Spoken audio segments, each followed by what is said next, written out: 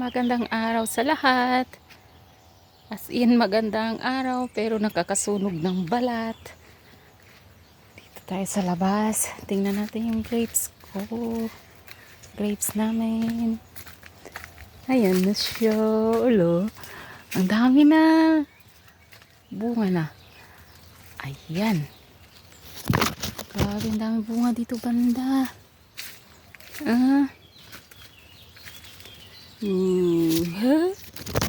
Diba? Sarap tingnan na namunga sila. Ayan, hanggang doon yan sa dulo. Meron pa yan doon sa kabila. Tingnan natin. Ayan dito din, dami.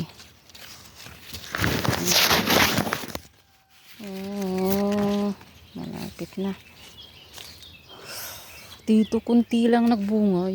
Yun lang kunti lang, yan lang. Dito ang marami. Yan. Yo. Sana madami kaming ngayon. Ma-harvest. Ang ganda, dami din dito.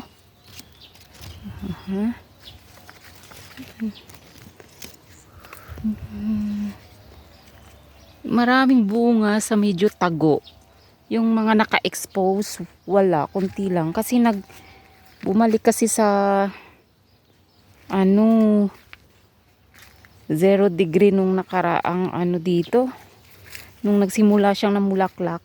Kaya yung mga medyo tago, yun ang nakarami ng bunga. Yung mga naka-expose talaga, yun ang natamaan. Kasi hindi niya kaya ang dito. Sobrang lamig din. Ayan, hanggang doon yan sa dulo. Kung yan, sapa yan dyan.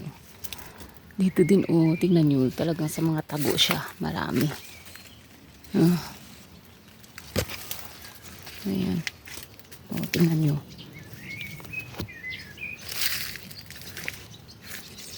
Dami. Ayan, ang sarap tingnan. Ayan. Ang dami ng bunga. Ayan, compost niya ng kapitbahay, diba? Ganun sila dito. Natural na mga fertilizer ginagamit. Hindi sila nagtatapon. Yung mga nabubulok talagang sinisave nila sa bakuran lang. Yung tinatapon lang talaga sa basurahan, lang. Yung mga hindi nabubulok, plastic, kahit nga plastic dito, binibenta. 54 rand. Ayan, dami dito.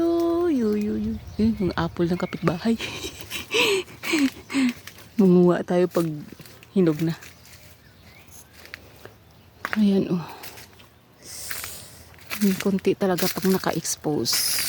Kunti ang bunga. Dito marami. Mga tago sa ilalim. Yan. Hanggang dun. Dito yan, guys, yan lang. Update kayo pag kami ay mag-harvest na ulit. Bye!